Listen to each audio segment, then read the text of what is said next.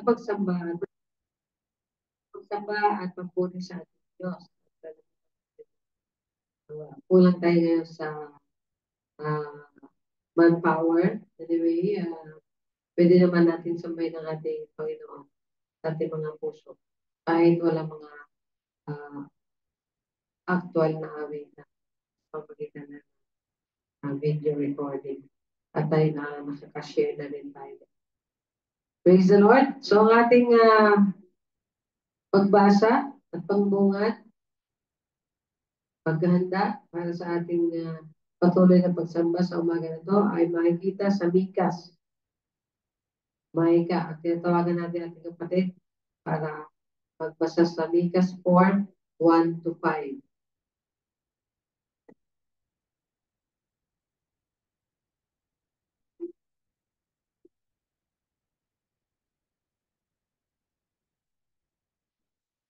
Hallelujah. Tayo ay pupunta sa Mikas 4, 1-5. Nakita na natin. Sabi ko nga kanina, tatapusin pala yung malakyan. Praise the Lord. Hallelujah. Tayo magbasa ang pag-iral ng kapayapaan ng daigdig. Chapter 1.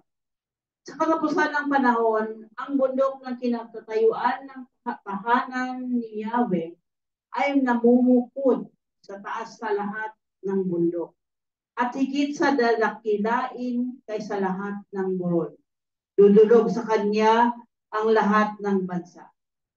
Daragsa ang maraming tao at sasabihin nila, halika kayo nasa bundok ni Yahweh, sa templo ng Diyos ni Jacob, upang malaman natin ang kanyang mga daan, at matuto tayong lumakad sa kanyang landas.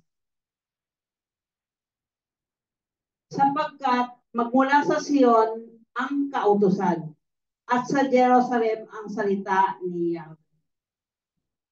Chapter verse 3, siya ang mahatol sa mga bansa at magpapairal ng katarungan sa lahat ng langit. Kung magkagayon, gagawin na nilang sudsod ang kanilang mga taba at karit ang kanilang mga sibat. Mawawala na ang mga digmaan at wala nang maghahanda para sa pakikilaban. Sa halip, bawat tao ay mamumuhay sa lilim ng kanyang tanim na ubas at punong igos. Wala na silang katatakutan sapagkat ito ang pangako ni Yahweh. Kahit na magpatuloy sa pagsamba ang kanilang mga Diyos-Diyosan, ang lahat ng bansa, kami kay Yahweh lamang sasamba magpakailanman. Puri ng Diyos, tunay na kay Yahweh lamang tayo sasamba sa tunay na Diyos. Puri ng Panginoon.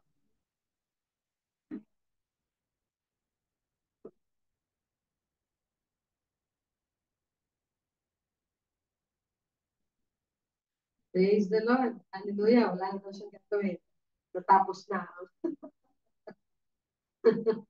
Okay, yun. Opening prayer naman. Tinatawag ko si Brother Noy.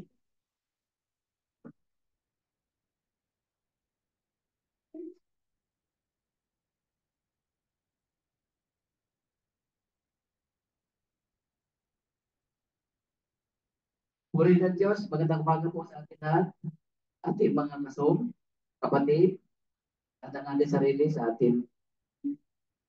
Puri ng Diyos, mga Panginoon sa lahat. Salamat po kinaw katastasan Diyos, kami napakababa sa oras ito. Samahan po ninyo kami sa kasamba at mapangiti ka po sa gagawin namin na ikaw itaas, maluwalhati kami sa sambahin. Pagpalain naman, bawat isa, hindi mo kalakasan, ang nanonood sa Panginoon, ikaw ang nagbigay sa amin ng lahat-lahat ito. At ito ay itataas namin sa inyo. Itutulong natin sa inyo, Panginoon, yan ang manangangihina, lalo na sa mga kapatiran namin, bawat pamilya, sa mga anak, Panginoon, sa mga kapitbahay, sa narinig sa oras nito, Panginoon. Tulungan mo sila para may pasok sa kanilang puso at isipan ang lahat ng bagay. Dahil wala na po mga propeta ngayon, kundi nasa Bible sa ito. Kaya Panginoon, maraming salamat sa oras nito. Hindi ko nahabain, Panginoon, tanggapin mo ang aming panalangin, pagpuri, pagsapang-pasalamat sa pangalan ng Jesus. At magsabi na, Amen. Thank you, Lord. Hallelujah.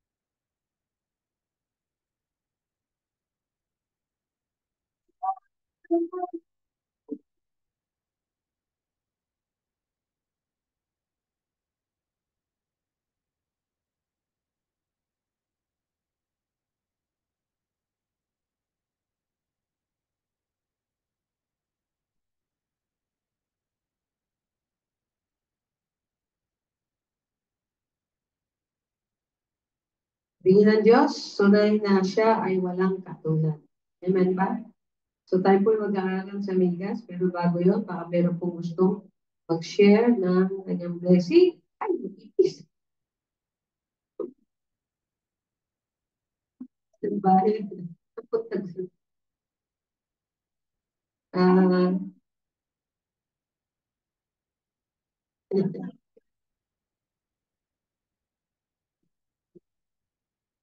so, Kayo po ba makapag, makapagsabi ng kadakilaan ng Diyos sa umaga na to? Um, uh, blessing? Blessing? Any blessing? Nung nakarang lagi kong iniisip nga yung napanood niyo yung The Forge sa Netflix, yan na, di ba? Pero simple lang yung life niya, simple rin yung kanyang conversion, simple rin yung, pero yung very impactful yung sa nangyari sa buhay niya. At nakapaligid sa kanya yung mga nanalangin sa kanya. Nandiyan yung nanay niya, nag-pray sa kanya. Ay!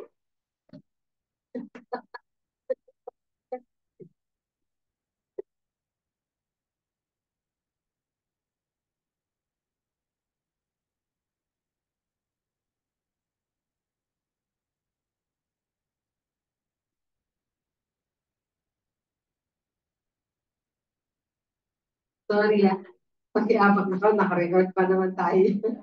Dahil sa ipis na scandalous. Yung, So, God is a supernatural being. Sila to basta-basta makapag tayo, no? Makapag expect tayo ng mga natural things. So, di mga supernatural things from God. Amen ba? So, dapat sa ating look forward sa 2025. Ganun ang ating mentality. Actually, ang ating tema ngayon, of course, yan ang tema ng PG, General Council of Seniors of God. Yan ang tema. Anong nakaraan ay synergize. No? So, parang command ko eh. Pagsama-sama, synergize. Work together. It is word synergize. Ngayon naman, hindi ko alam kung may letter D. Kapag may letter D sa huli, yan ay enforced. Ibig sabihin, pinalakas. Ginawang powerful. Ginawang mas persado, enforced. So, titignan ko nga para ma-share ko sa inyo yung ating sa FB na PGCAG. Meron po tayong PGCAG website at makikita natin doon kung ano yung mga hinahanda ng ating assembly. 1 to 7 po, January 1 to 7 ay nagkaroon po ng every evening prayer. 7 days. At ewan ko kung nalaman niyo yun. Pero yun ay inano ko, na-share natin yun. Kaya ito, hindi ko pala enforce, nakalagay, PGCAG 2025. Yeah. Tapos nakalagay, arrange towards MM23. Lord willing, hindi pa dumating ang Lord hanggang 2023. 10-year po plan to of talagang malakasang prayer and evangelism.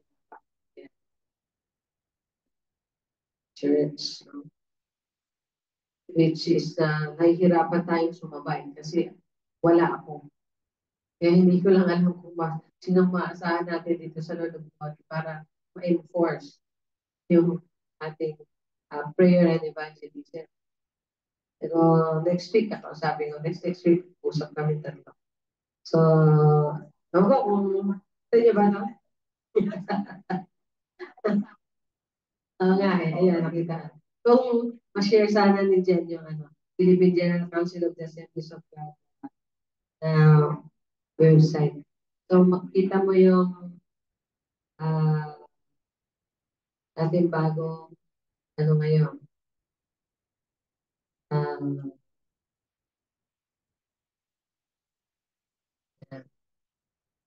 The official web page. Nakalagay dito yung ano eh, yung Defined Convention ng Kabataan sa Baguio ata to, no? Lord willing, makapag-send tayo. Hindi mo kung saan na. So, yan po. So, yun ang ating sentro ng ating prayer. Enforce na tayo ngayon, dapat enforce. So, kung sa MMM 33, 10-year plan yun. So, nasimula po to sa 2023. Tatapos ng 2033, 10 years. God willing, ma-establish ang additional 10,000 churches sa buong Pilipinas. So, dito sa Metro Manila ay pwedeng 1,000 na church. Yung ating section, no ating district ay meron, ang ating district, yung STDC, yung Southern Tagalog District Council, ay merong more or less 700 churches. So, kung mag-produce lang ito ng one church in a year or in 5 years, one church, madodoble yung 700 magiging 1,004. Diba? Sa district lang natin yun. So kung meron tayong 15, hindi ko alam kung 15 to 17 district, maka-produce ito ng, sa isang district, maka-produce ng 1,000. Kung palagay natin 100, ay 1,500. So kung mag-produce ng 1,000, yung isang distrito, makaka-produce ng 1,000, ang isang church ay isa lang, maka-produce to magiging 10,500. So, overshoot. So, sobra pa. Yan ay, ano yan, ang tawag dito, very, hindi ko naalala, nawalimutan ko yung term na pwedeng gamitin doon. Sa simpleng, ano lang yun, simpleng pananaw. Simpleng, and a conservative estimate na tawag doon. Simpleng pananaw lang yun. I-estimate mo lang ng simple-simple. Huwag ka mag-over na ano. So tayo, magkaroon man tayo ng isang OHB extension, makaproduce na tayo ng isa. Meron pa naman matagal-tagal na panahon. Kaya ang pakiusap ko sa inyo na ng mga sumasamba sa Lord of Glory ay araw-araw natin ito ipag-pray hanggang sa makita natin yung katuparan. Hello? Ha? Yung katuparan na magkaroon tayo ng kahit dalawang OHB. So kasi pag yung 700 churches na yun, magkaroon ng dalawa. Diba? 700 times 1 times another 700 yun. So 700 plus 700, 1,400 yun. Kung yung another 700, it will be 2,100 na churches. So 2,100 churches na merong 10 pamilya na tigda dalawa. Imagine mo yun. Can you imagine that? That is very simple, estimate, very conservative estimate na pwede, possible sa isip natin. Mas lalong posible sa kamay at gawa ng Diyos. Hello? So tayo, i-estimate natin. Simple lang, kasi tayo nag-estimate eh. Pero pag ang Diyos na nag-estimate, baka boom. Diba? Boom. Praise the Lord. Kasi we must expect supernatural things from the Lord. Great and mighty things from God, from the hands of God. Because our God is great. God is able. Kaya ng Diyos. Sabi nga, kaya ng Diyos natin yan. Kaya ng Diyos natin yan. Praise the Lord. Hallelujah. At tayo ay in partnership. Amen po ba? Okay, so meron pa po ba kayong meron pa po kayong gustong share?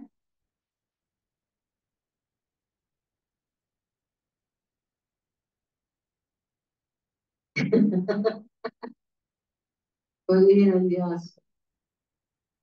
God is good. So, yung ating yung goodness of God ng Lord. Siguro naman kitang-kita natin ang goodness. Madaming badness ang kalaban, madaming badness ang world, madaming badness ang maraming tao, pero mas higit at mas makapangyarihan ang goodness ng Lord. Amen ba? Praise the name of the Lord. So tayo ay nakatapos na. Imagine niyo matatapos na yung ating Old Testament. At tayo matatapos na nagsimula na tayo sa minor prophets. 12 yun. So kung 12 na minor prophets, what is that? Hosea, Joel, Amos, Obadiah, Micah. Jonah. Nagpasa tayo pang-anim Jonah. Ngayon ay Micah. Naalala ko, sabi ko sa mga pamangkin ko, huwag silang mag-aasawa na ang pangalan Micah. Edi, Micah, Lawang. Lawang kasi apelido, di ba? Micah, Lawang.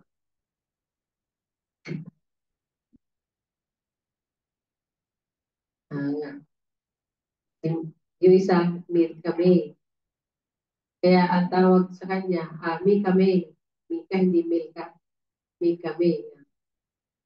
Ay akala ko Milka May. Hindi, Milka Teya. Yung isa, Milka Teya. Kaya tawag sa kanya, Milka Teya. Diba? Tinagalog na Milka Teya. Tapos, sabi niya, nung course naman na si ate, napikon siya. Hindi, ay ni tita, yan, biro lang yan. Anyway, just to make us, yung konti naman mapangiti tayo. Hindi pa rin maiwasan dahil ang napangasawa ng aking pamangkin na si Levi ay ang pangalan ay Tina.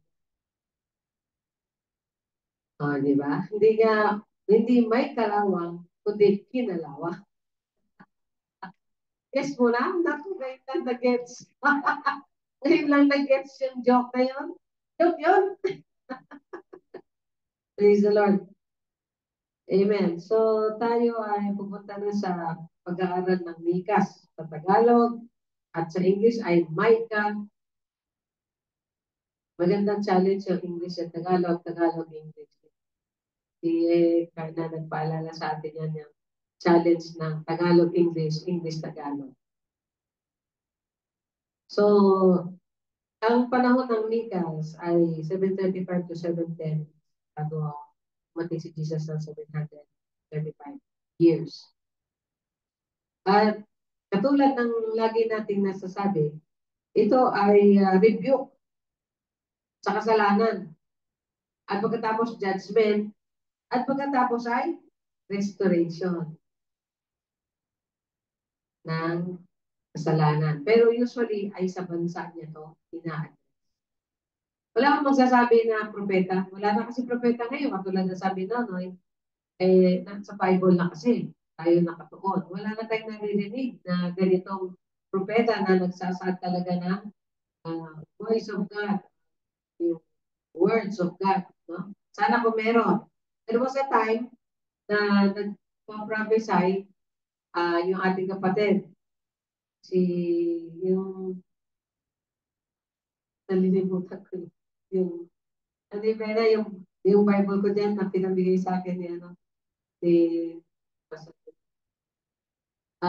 kaso nagkasala siya, tapos nagdisiplina siya, tapos yan.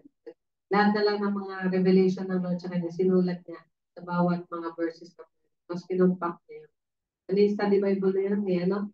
Ni Jimmy Swaggart. Pero wala pa rin talaga tayong katulad ng mga propeta na ito na naghahayag. Na katulad na sabi ni Jonah. Sabi ng Diyos kay Jonah, punta sa Nineveh at maghayag ka doon ng pagsisi ng kasalanan para maiwasan nila ang paghusga o kaparusahan ng Diyos. Di ba ayaw ni Jonah, pumunta siya sa napatapon tuloy siya, napakain tuloy siya sa isda. Pero nung magsisi siya, binugan na siya ng isda doon. So nangaral na siya, magsipagsisi kayo para maiwasan nyo ang dilubyo, ang kaparusahan ng langit.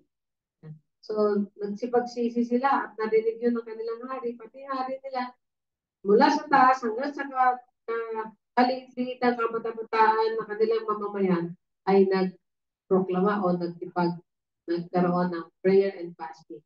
It is a sign of repentance.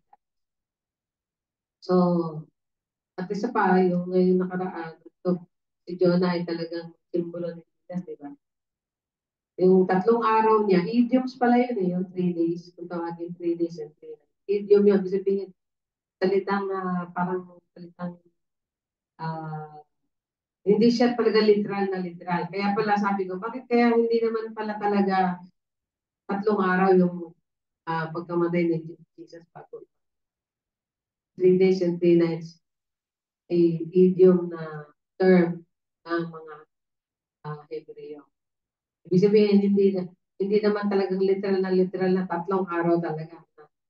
24 hours times 3. Kundi ang nabubuo lang doon yung second day. Ilang hours ng first day, tapos yung buong araw ng 24 hours, tapos ilang oras din yung third day. Eh sabi ko, kung bibilangin mo, hindi naman talaga 3 araw patay si Jesus. Kasi namatay siya ng tanghaling tapat ng first day. Tapos isang buong araw ng Saturday, tapos Sunday ng umaga, resurrected na. Idiom pala yun. So hindi yun, it must not be taken literally as in 3 days. At yung ginamit din yun kay Jonah. Kaya si Jonah ay hindi siya contemporary ni Micah. Ang contemporary daw ni Micah ay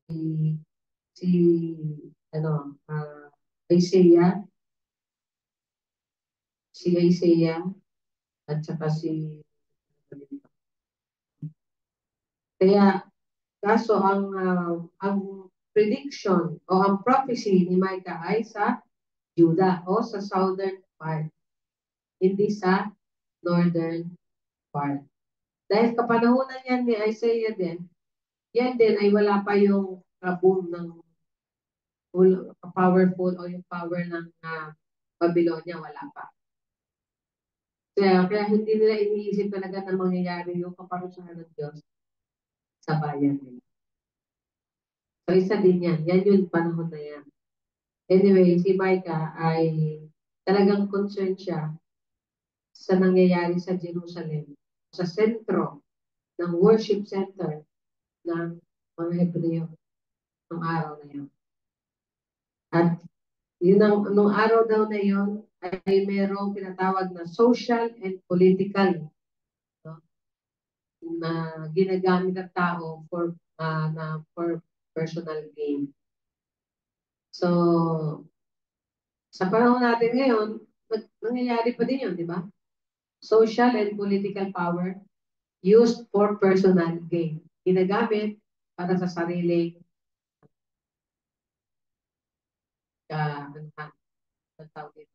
gain.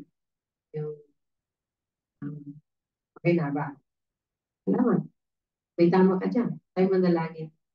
Hallelujah, hallelujah, hallelujah. Thank you, Father, for another year that you will give us to look forward to your great and mighty deeds towards our life, over our lives and family, over our country, over our neighbors, and over the church. Ang aming tema na enforce ay gusto namin makita.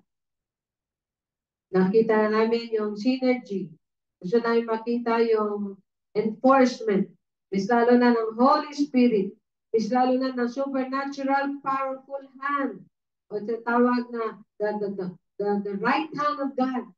Na malakas, powerful, Panginoon. Na maaaring iniiwasan ng mga ibang bansa, ibang tao, pero never ito maiwasan kapag ito ay tumama sa kanila, kapag ito ay nag-pinpoint sa kanila, kapag ito, Diyos, ay umawak sa kanila, walang makapag-overpower, walang makaresist, walang walang makalaban, Panginoon. Walang makapag-share ng victory, kundi magpapasakop ito kapag ang kamay mo, Panginoon, ang siyang kumilos. Hallelujah. Kaya nga po ang aming prayer, let your mighty hand be over the church, your church, the church of Christ. Hallelujah. Hallelujah. Hallelujah. Thank you. And as we look into the word, into the book of Micah, may we know you more, Lord Jesus. May we see you more. May we feel and sense you more, Lord God, in our lives. Thank you. Hallelujah. In Jesus' name we pray. Amen. Amen. Amen. So, si Mikas, ang ibig sabihin daw ng Mikas sa Hebreo, ito daw ay Mikayahu. Ayan. Saan ba yung ating Tulog pa yung ating operator. I-share yung ating, teka ha. Wait.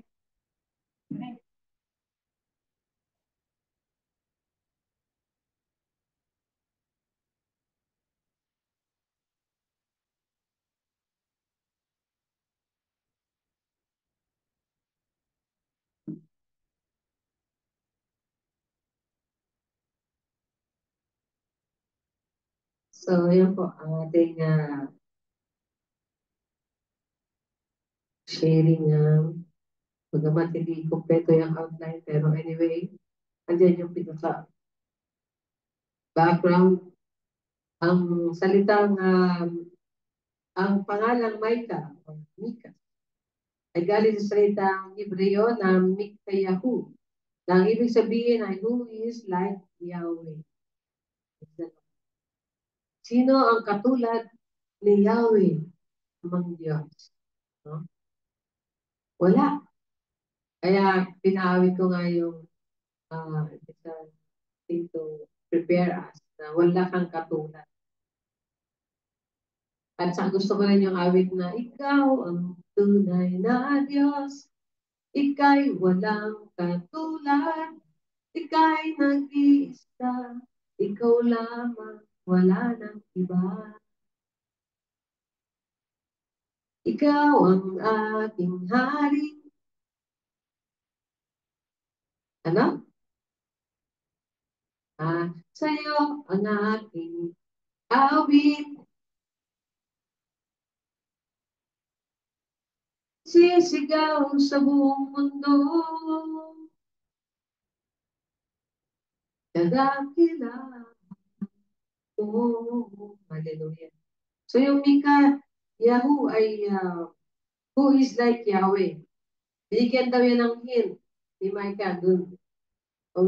Pag-describe niya sa Diyos sa pangalan niya. Talagang sabi niya siguro, ang ganda ng pangalan. Sino makapagsabi ng maganda ang pangalan? Si Mikas, di ba? Doon sa Mikas 7:8, yan, 18, ay binanggit niya, actually, this is 7 chapters prophet book lang. So doon sa verse 18, sabi niya, who is a God like you? Pardoning iniquity and passing over the transgression of the remnant of his heritage. Ang ganda yan, ano? Siguro, basahin natin sa Bible sa Tagalog. Sabi niya dito, sa verse 18, sino ang Diyos na gaya mo, na nagpapatawad ng kasamaan? Wow. Actually, yan lang talaga ang number one need ng isang tao. Kung kilala niya yung sarili niya at umaamin siya sa sarili niya. Di ba? Na ang number one need lang ng tao ay kapatawaran sa kanyang kasalanan. Yan, makakapumuhay siya ng malaya, makakapamuhay siya ng payapa. Pag alam mo, pinatawad ka sa iyong kasalanan, makakapamuhay ka ng may kasiyahan. Malaya, mapayapa at may kasiyahan. Kapag alam mo, pinatawad ka sa iyong kasalanan. Pero kapag hindi mo alam na pinatawad ka sa iyong kasalanan, lagi ka merong guilty feeling. Ano kaya ang mangyayari sa akin? Pag namatay na ako, saan kaya ako pupunta? Papatawarin kaya ako ng Diyos. Naalala ko yung aking kaibigan. Sabi niya, Well, sa palagay mo ba, magpapatawad ako ng Diyos? So, hindi niya dinitalye bakit yun ang kanyang feeling. At the age of 70 plus, sabi ko sa kanya, at the worst, di ba namatay si Jesus sa krus ng Kalbaryo para sa kasalanan. Kumanampalataya ka sa kanya ngayon. Na ginawa niya yan para sa iyo, mapapasayo yung kapatid. Mapapasayo yung absolution ng kasalanan. Absuelto ka na kasi si Jesus na ang nagbayad at kaparusahan ng kasalanan. Kaya mapasayo na yung kapatid. Mapapatawad. Nagsisi. Sabihin mo lang, patawarin mo ako at inangin ko ang kapatawaran na nanggagaling sa krus ng Kalbaryo. Hello? Kaya nga tayo, walang katulad ng Diyos, di ba? Sino ang Diyos na gaya mo na naman nagpapatawad ng kasamahan at pinalalampas ang pagsuway? Sino mo pinalalampas ang pagsuway ng nalabi sa kanyang mana? Yung mga natirang Israelita, pinalalampas daw yung kanilang mga pagsuway. Tayo po, pag nagpalampas tayo, isa ka na lang, ha? Merong malapit ka na, isa ka na lang. Tawaan ka na sa akin. Meron tayong limit, di ba? Pero ang Diyos, limitless. Ang ganyang kapatawaran. Kaya sabi sa kanya ng isang si Jesus, sabi nung lumapit, Lord, ilang beses ba ako magpapatawad? Hindi ko na kaya. Hindi 70 times 7. 70 times 7. Ang hirap magbilang ng 70. Kasi times pa ng 7. 7 times 7. Oh, 49. Plus 0. 490. Sa isang taon, may kasalanan ka isang beses sa isang araw. Meron ka 365 na kasalanan. O di sobra pa yung 490. Di ba tayo? Kita mo yung grace and mercy ng Lord.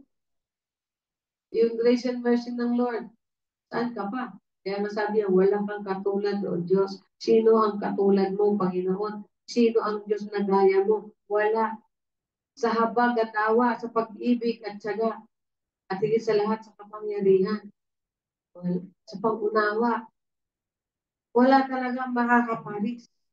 Kaya kung wala kang makaintindi sa'yo, na Diyos ka, tumakbo at doon ka magsumbong. Lord, tatay ko, hindi ka mo nakaintindihan. Totoo, hindi ka na, ikaw hindi nakakaintindi sa kanya. At si tatay naman, Lord, yung anak ko, hindi ako naiintindihan. Ay, hindi ko naiintindihan, hindi ako naiintindihan. Pero, ang ibig sabihin, ikaw din hindi nakakaintindi sa kanya. Hindi kayo nagkakaintindihan, di ba? Ganun din ang nanay at anak na babae. Ganun din. Hindi tayo nagkakaintindihan. Pero subukan nyo ang Diyos, maintindihan ka niya. Hello? Wala kang katulad o Diyos. Grabe yung promise yun ni Micah, no? So si Micah ay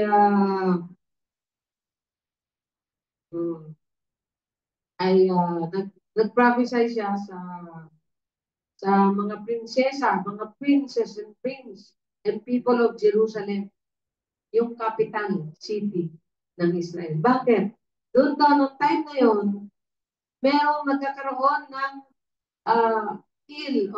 ang tawag dito, maltrato o ill treatment sa mga mahihirap.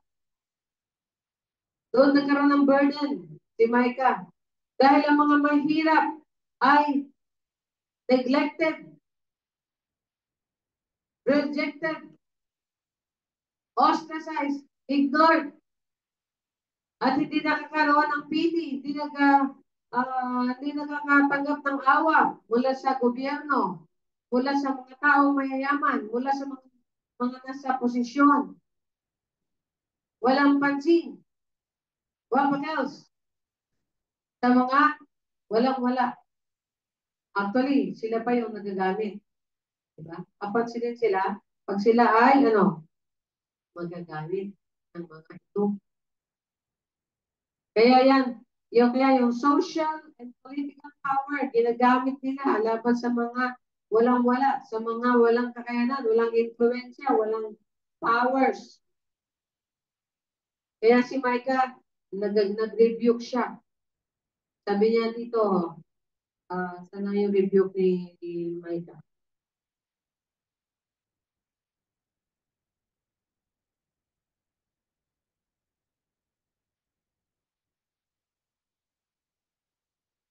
Sa chapter, dito muna tayo sa 2. Eh, Samaria kasi medyo nasa taas to eh.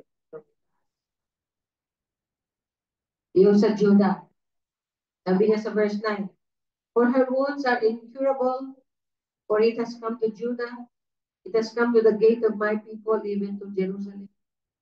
Tell it not in Gath, weep not at all in Beth Apra, roll yourself in the dust. Pass by in naked shame, you inhabitant of Shapir. The inhabitant of Zaanan does not go out. Beth Ezel mourns, its spacious stand is taken away from you.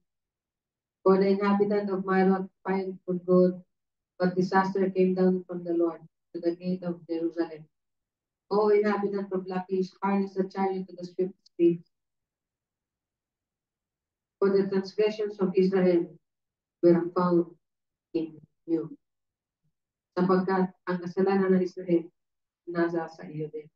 In Jerusalem. Dito, sa chapter 2, tingnan natin sa English, ay sa Tagalog. Chapter 2, sabi dito, kahabag-habag sila na nagbabalak ng kasamaan at gumagawa ng kasamaan sa kanilang mga higaan. Kapag dumating ang umaga, ay ginagawa nila ito sapagkat ito'y nasa kapangyarihan ng kanilang kamay. Sila'y nag-iimbot ng mga bukid. O biro mo, yung hindi kanilang lupa. Gusto pang kunin sa mahihirap. Eh, pinagsasamantalahan. O, kasi bibili yung lupa ng mura. Ibebenta ng mahal. O, di ba? Pagsasamantalahan yung tao. Dahil nagugutom, gusto na ibenta yung lupa niya. Sabi, alin ko pa lupa, hindi ako makakain ng lupa. Eh, dahil wala namang pagtalim, dahil mahirap, mayayaman. Anong gawin ng mayayaman? Bibiling ko na yan, kasi wala kang makain. Pero yung pagkain na yun, good for 1 year, 2 years, 3 years. After that, ngangay, gutom na ulit. Ano nangyayari? Palaboy. Taong grasa. Di ba? Dahil, ang gagawin ng mayaman, ibig na pahiramin siya ng pagtanim. Napuunan, anong gagawin? Sabi dito, sila'y nag-i-input ng mga bukid.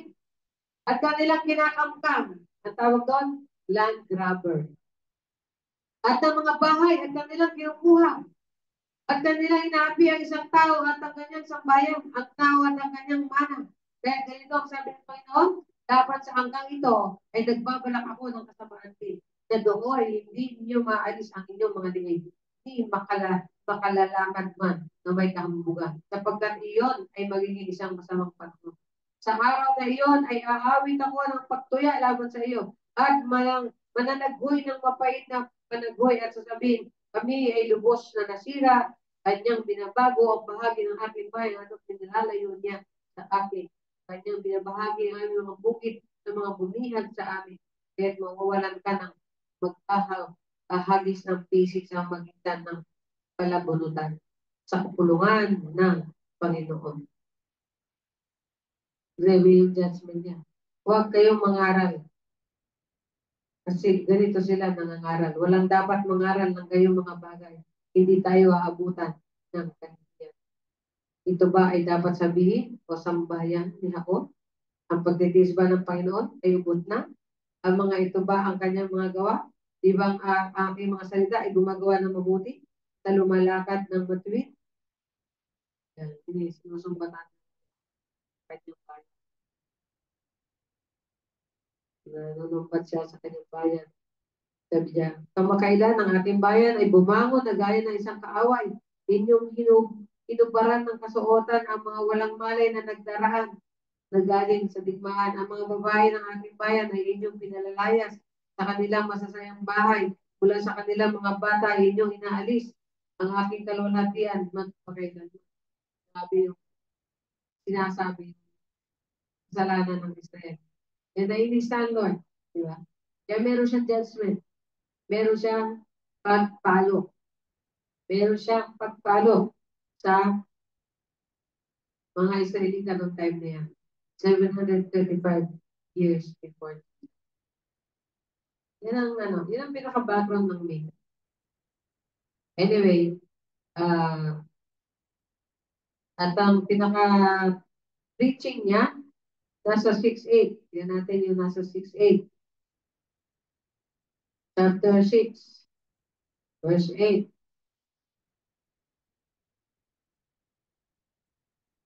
Sabi dito, He has shown you, O man, what is good. And what does the Lord require of you? But to do justly, to love mercy, and to walk humbly with your God. Sa Tagalog,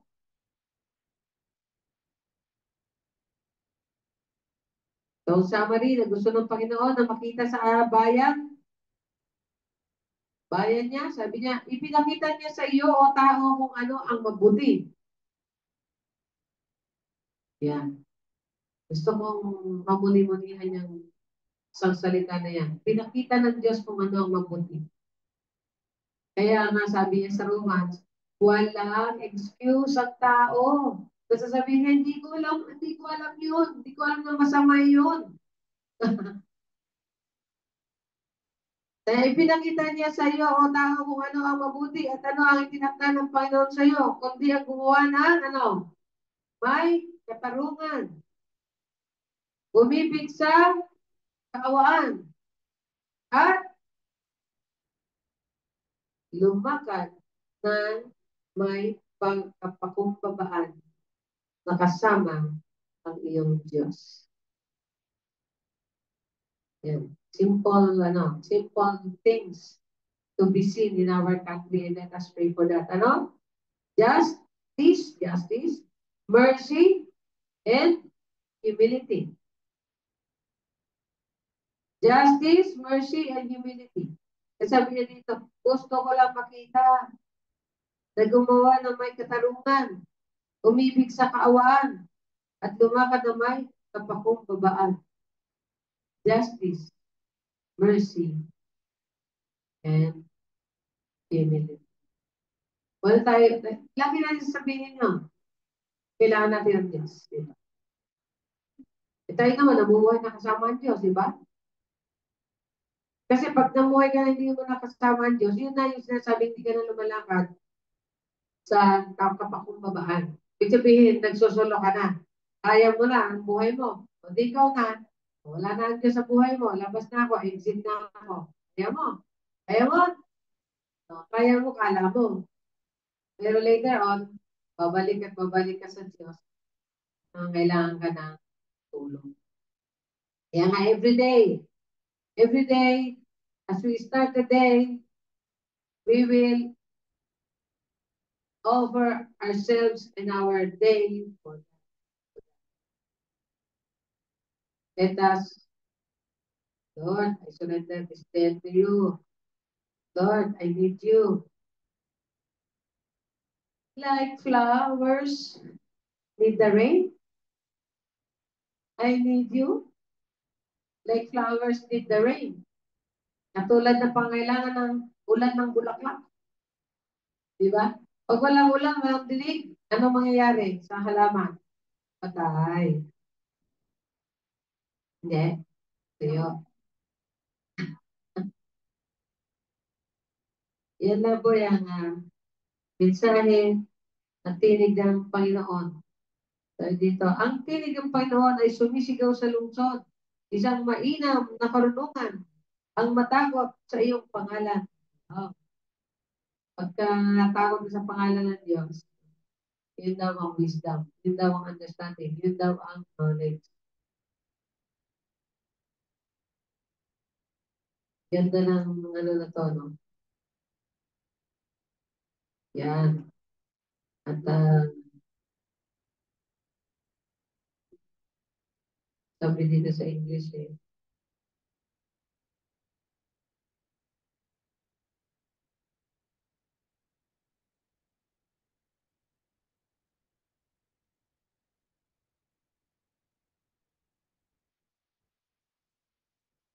Very good. Binabasa nyo. Very good. Binabasa nyo.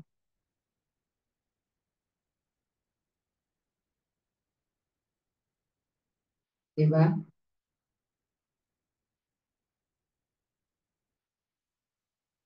The Lord's voice cries to the city, wisdom shall see your name. Hear the rod who has appointed me. Pakinggan nyo, o lipi ng pagtitipon ng bayan. Mayroon pa kaya mga kayamanan ng kasamaan sa bahay ng masama at ng kulang na panukat na kasuklam-suklam? Dishonesty, ibig sabihin yun, yung ano yun, yung kulang na panukat. Dishonesty yun. Yung 1 kilo, 0.9 lang. Hindi pag 10 kilo, ang nabili sa kanya, 1 kilo yung nadugas niya.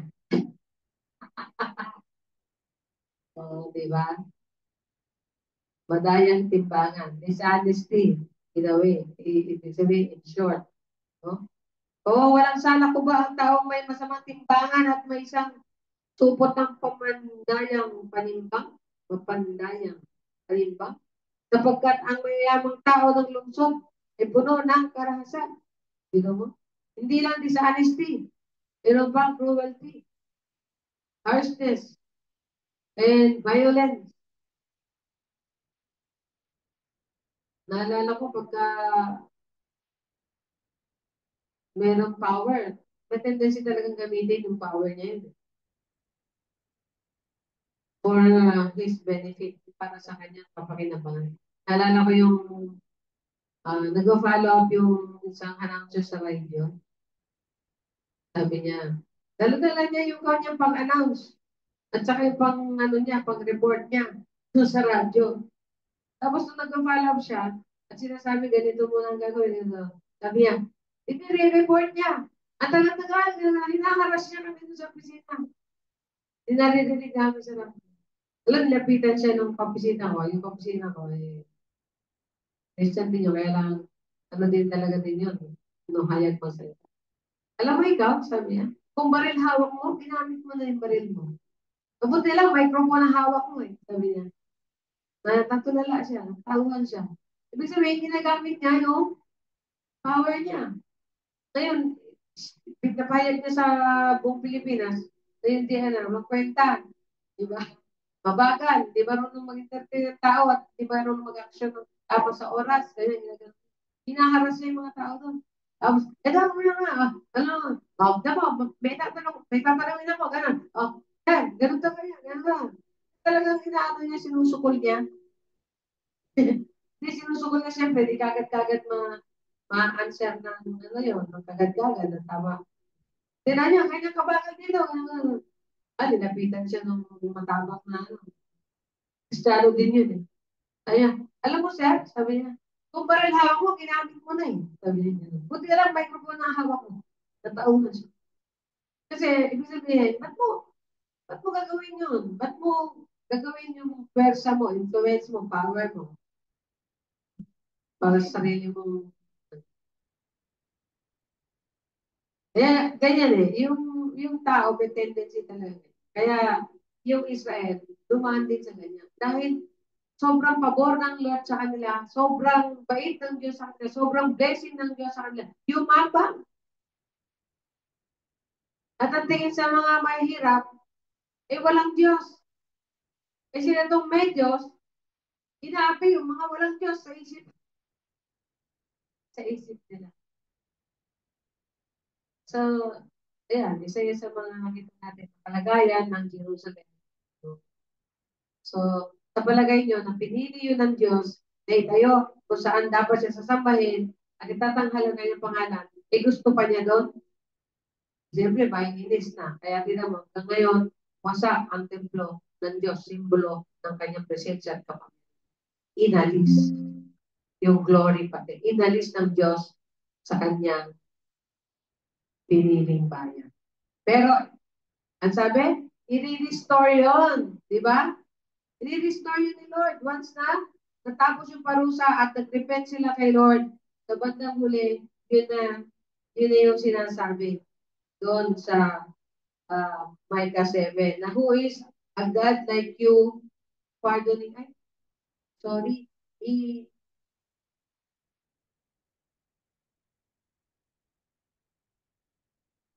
kapatay na? Okay. Muntik na mamatay. Thank you. So, yun ang nangyari. No? Sabi niya, dun sa, dito sa Micah 7:19,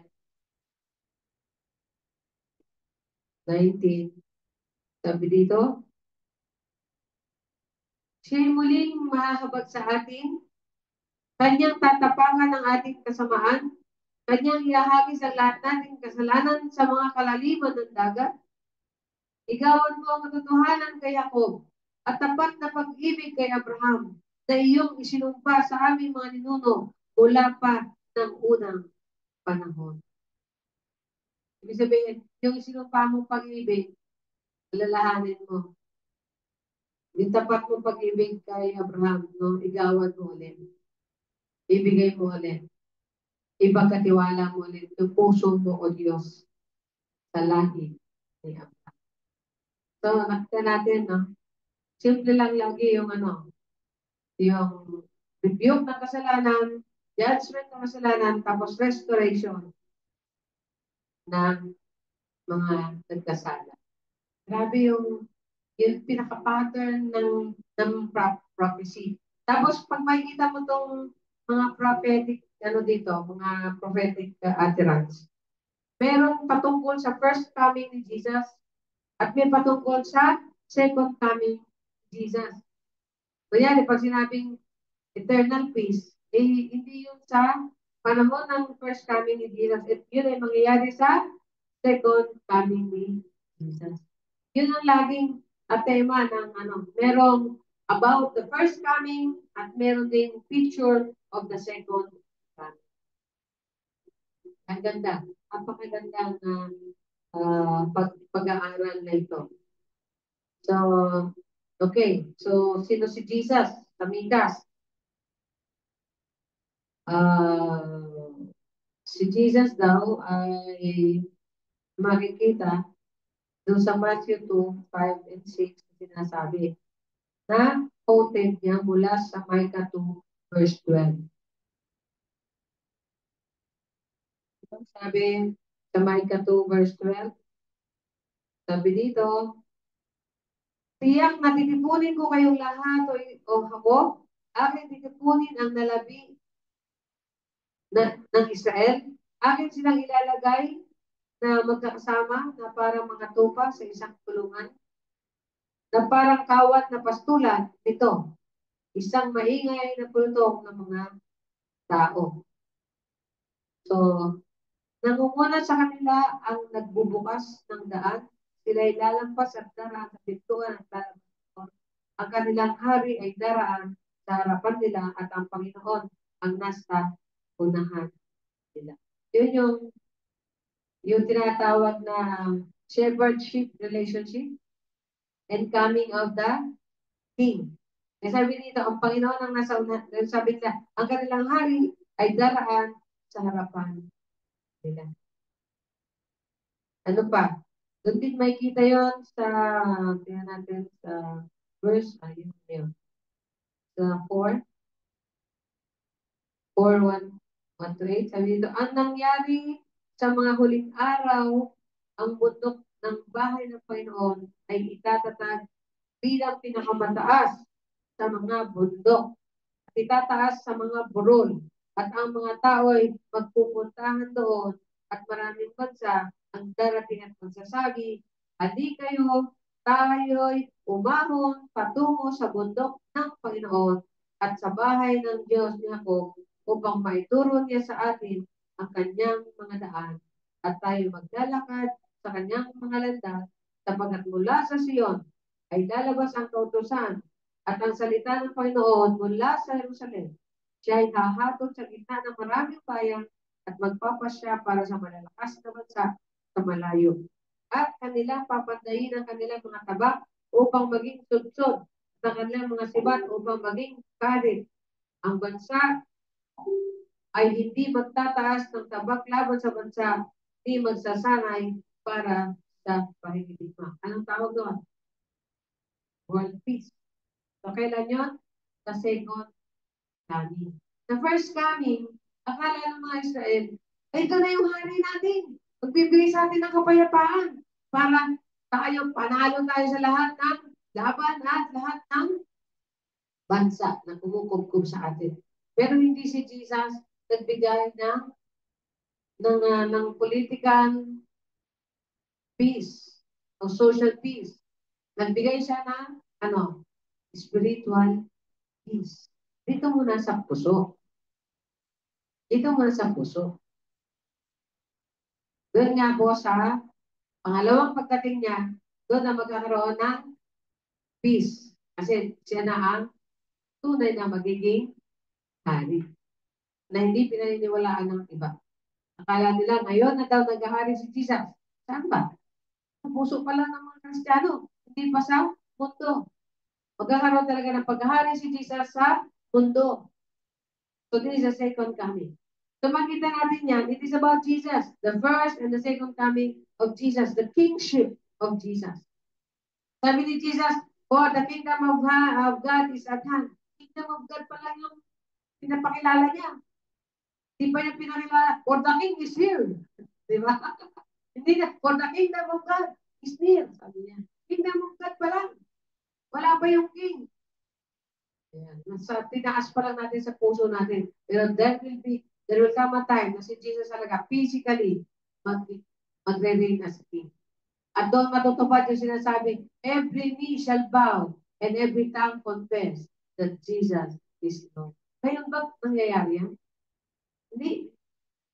Eh, pag naghari si Jesus, ano ka, yung tawag dito, yung mapipilitan ka na kahit hindi ka sumasamba, sasamba ka dahil siya yung hari, nakaupo dyan. Di ba? Katulad din yan ni Marcos, hindi lahat may gusto at bumoto kay Marcos, pero wala sila magagawa. Kasi kung sino yung nailuklok, siya yung dapat masunod. Ganon din, pag naluklok na si Jesus, kahit hindi ka sumasamba sa kanya, sasamba ka. Kaya nga mayroong final test. O, pakawalan na yung mga alipores ni Satanas at pati si Satanas dyan. At kunin niya na yung kanya. At nakikita saan? Sa puso. Sabi nga Nonoy, hindi sa puso. Hindi sa puso. Di ba? O, pagka nag-recite yay, nandito na yung aming yung aming hari. O, lalaban kami. Lalaban. O, di na yun.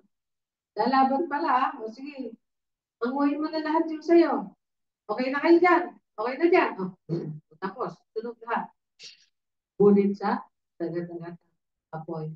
And then, the end will come. Lahat na lang yung langit at lupang luma, bulit na doon, tapos may bagong langit. Doon na ako makapunta sa England. Bagong lupa. May England pa ba sa bagong lupain? Hindi ko lang alam. Parang wala na. No? Sana na lang sa millennium. Sa millennium ko pupuntahan yung England. Kasi pag naghari si Jesus, baka wala nang bayad si aeroplano. Diba? Naghahari siya. Baka wala na. Baka wala nang aeroplano. Kasi sabi dito yung mga panghukbo daw. Gagawin na lang pang-shoot-shoot sa pang-implement ng na pagtatanim. Pero high-tech. Pero ito, in symbol, imbis na pang-gira, pang-tanim. In symbol. So, kung high-tech naman, eh di, nag-shoot-shoot pa rin ang pagtanim. Kaya lang makinarya na lang. Ay, magtanim ka na. Sasabihin na, magtanim ka na. Magtanim na siya. Tapos pagka pupunta ka sa kotse, atid mo nga ako sa England. Lumilipad. High-tech. Anyway, masarap ba isipin, di ba? It is written there. Yung nangyari kay Jesus, nakasulat natupad Yung pa kaya yung pangalawang bagay na hindi matupad. Matutupad niya. So yan si Jesus. At ano pang verses dyan? Yan natin. Ano ba yan? So yung 4:1 to 8, nabasa na natin. Nabasa na ba natin?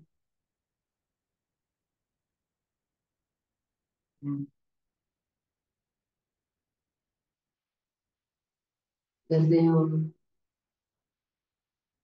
yung form. Sabi dito.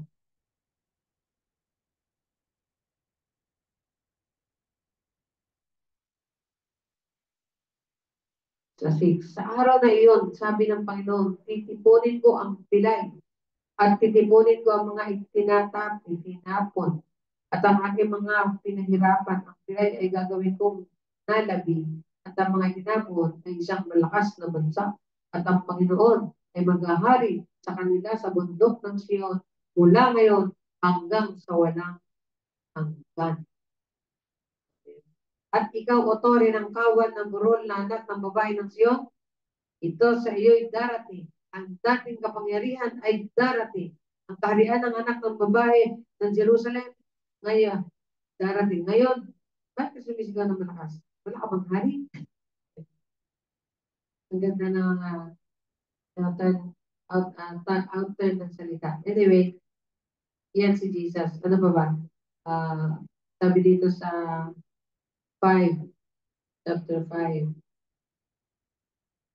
4 to 5. Sabi dito, and he shall stand and feed his flock in the strength of the Lord, in the majesty of the name of the Lord his God, and they shall abide.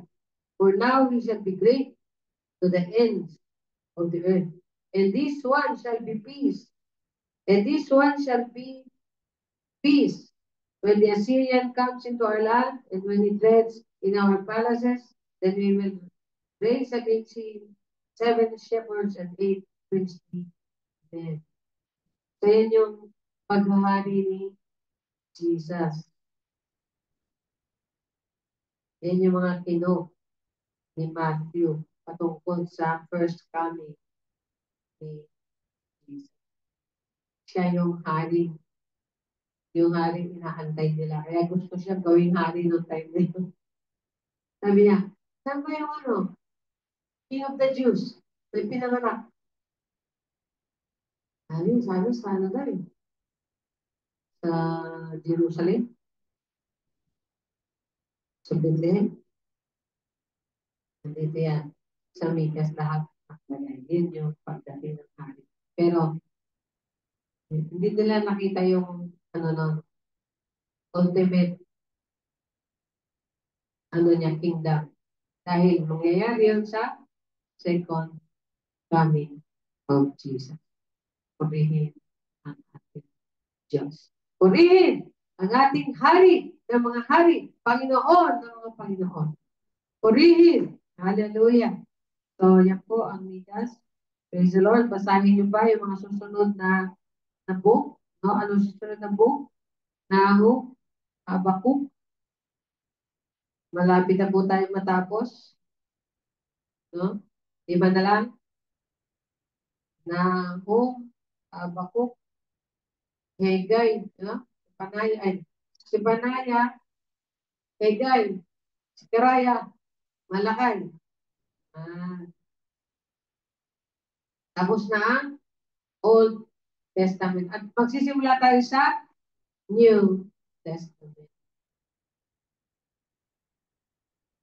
Sana mabasa niyo. Isang upuan lang to Mababasa niyo na isang buong book.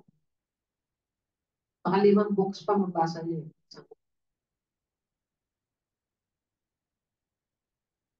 Hallelujah. So, praise the Lord. Tayo ay manalangin. Ama, salamat po sa katotohanan, kapangyarihan ng iyong salita. Salamat sa mga kapahayagan mo, Panginoon. Ang aming kasalanan ay mayroong kapatawan. At ang aming paghuhusgan niyo, Panginoon, ay mayroong kahabagan. At ang aming pagkaligaw ay mayroong pagbabalik loob sa inyo. Mula din sa inyong kahabagan at biyaya, pag-ibig at kapangyarihan. Salamat. Ang tao, Panginoon, dumulog lang sa inyo, Diyos. Pagkakamtan niya ang kanyang pangailangan. Ibahin ang pangalan mo, purihin ka, Diyos, sa pangalan ni Jesus. Amen and amen. Praise the Lord. Hallelujah.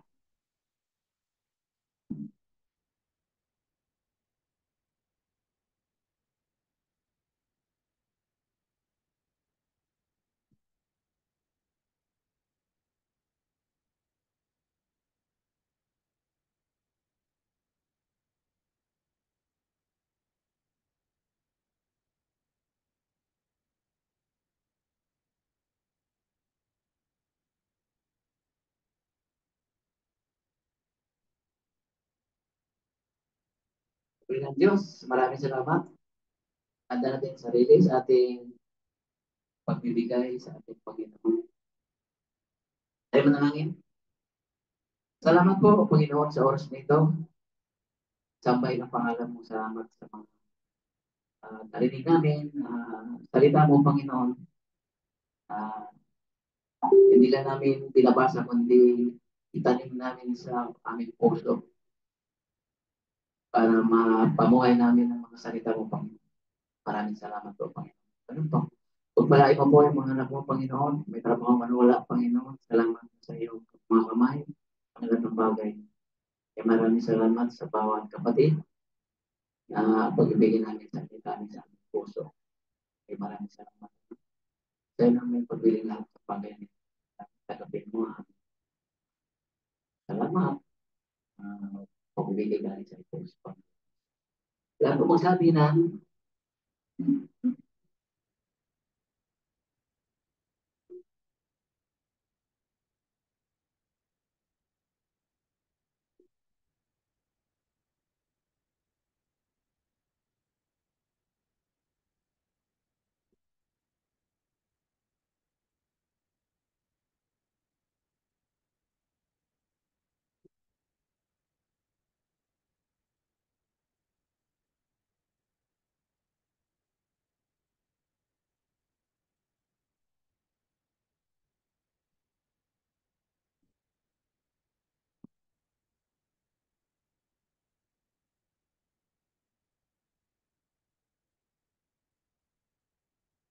Tayo po ay dumulog sa wala nagbigay. Tayo po ay dumulog sa ating Panginoon para sa pastoral na panalangin. Tayo manalangin. Ama, salamat po muli, O Diyos. At pinaalala mo sa amin ay iyong kapangyarihan. Nawa, ang bawat isa ay napalakas mo. At nabigyan mo ng vision na madami ka pwede pang gawin at madami ka pang gagawin sa buhay namin, sa pamilya namin, sa mga mahal namin sa buhay, sa ministeryo ninyo, Panginoon, ang pinagkatiwala sa bansa namin, Panginoon. Meron ka pang dakilang bagay na gagawin sa mga trabaho, hanap buhay, sa lahat ng aming mga gawain. Meron kang dakilang gagawin.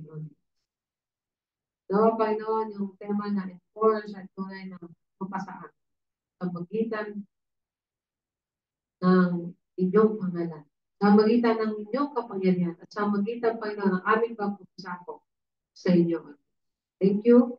Abutin niyo ang bawat isa, Ama, kung sa kanyang pangailangan, sa kanyang kasakitan, sa kanyang kahinaan, sa kanyang discouragement, sa kanyang, Panginoon, na fears, sa kanyang worries, sa kanyang needs. Lahat, Panginoon, naabot yan ngayon, Diyos. Thank you, thank you, thank you for reaching out to us. In the mighty name of Jesus. Hallelujah. At ganoon din, lahat ng may kaarawan sa January na ito, Panginoon, tinataas namin sa inyo. Gawin niyo mas mabuti pa at ang fruitful pa ang kanilang buhay, ang kanilang pamumuhay, ang kanilang trabaho, ang kanilang pamilya, mas maging blessed pa, Panginoon, dahil sa presensya mo, O Diyos, na ang bawat mga kaarawan, Panginoon, ay patuloy na sa inyo, Panginoon, nakapokus. Hallelujah, hallelujah, at nag-worship sa inyo. At patuloy ang pananampalataya sa inyo. Patuloy pagsambat, pagsunod, pagpapasakop sa inyo. Hallelujah. Thank you, God. We praise you. Give you, Lord. Thank you for answering all our prayers.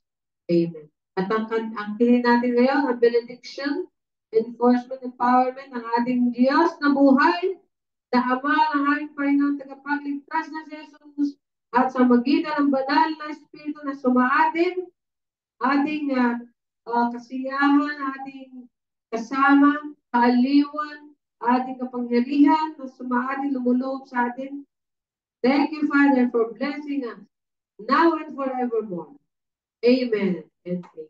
Praise the Lord. At magandang tanghali. Hello. Ang documentation, teacher.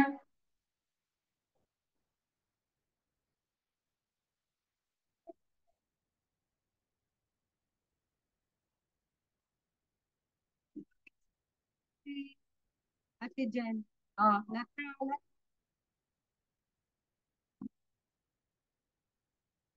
Oh.